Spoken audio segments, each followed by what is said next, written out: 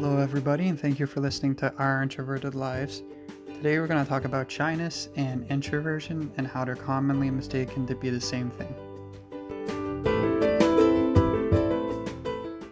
Being shy is the fear of negativity in social situations, whereas introversion is a tendency towards becoming overstimulated and need to be alone to gain energy after social interaction.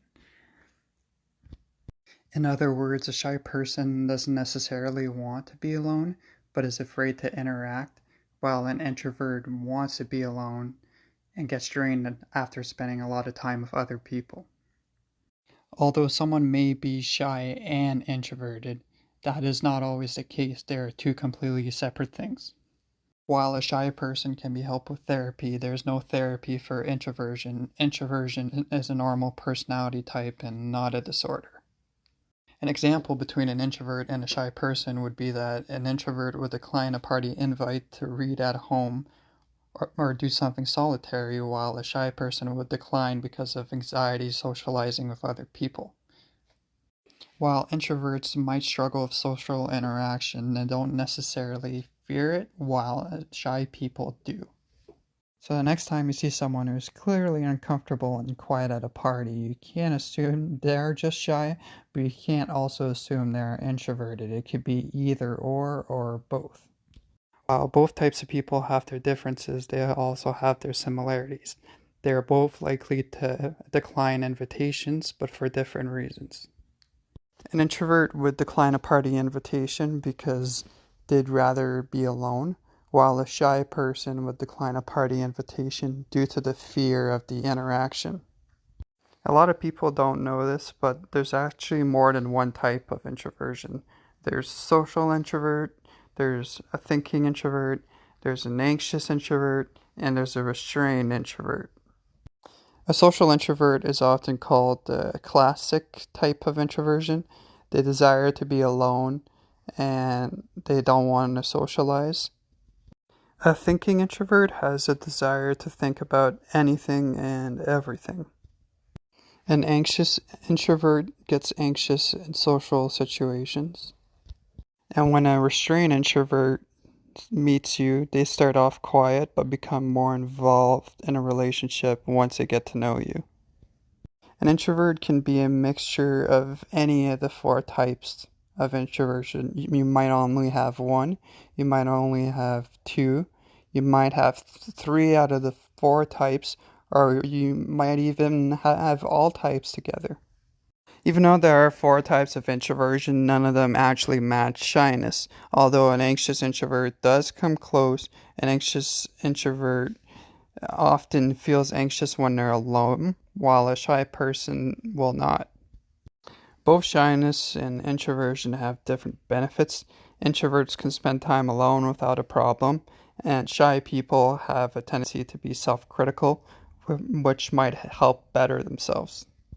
Another way that you might be able to tell the difference between an introvert and a shy person is that introverts will often show interest in solitary activities, such as reading, writing, hiking, painting, watching documentaries, while a shy person might not show any interest in those activities. A shy person does not avoid social situations because they don't like it. It's mostly due to a lack of confidence, fear, or anxiety, while an introvert just doesn't like social interaction. A shy person may eventually get better as they age, while an introvert will always stay an introvert. Sometimes an introvert may have great social skills, although they find it mentally draining to spend a lot of time with others, while shy people do not find it mentally draining, but they fear the social interaction. Shy people may actually be extroverts, but their anxiety gets in the way of being sociable. Introverts often prefer conversations with substance over small talk, while shy people may not have a problem with small talk. Introverts aren't very good at speaking on the phone, and that's not a personal thing. They hate speaking on the phone because it's intrusive and tears their mind from what they're focused on.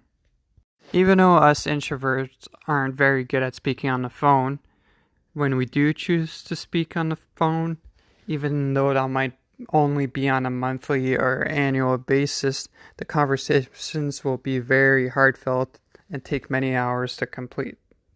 And when an introvert receives a text message, they often wait until they're ready to give a response.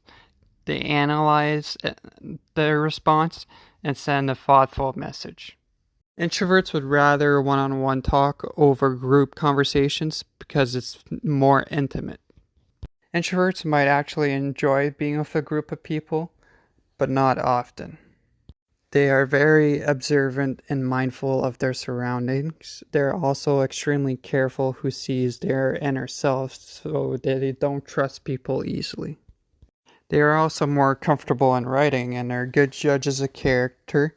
They get things done, and they might seem mysterious because they stay outside of crowds observing, listening, while keeping their emotions and body language in check. Introverts are also loyal allies for life. They value the close friends that they do have. They are very creative and tend to overanalyze situations. For me, I'm both shy and an introvert. Often I'm mistaken as just being shy. I may fear some social interactions and get anxious while in them, but I also would rather be alone.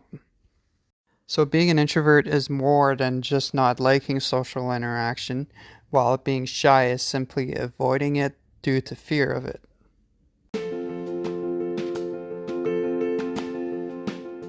So this concludes our episode for this week. Thank you everybody for tuning in and listening to this episode, and I'll talk to you guys in the next one. Thank you.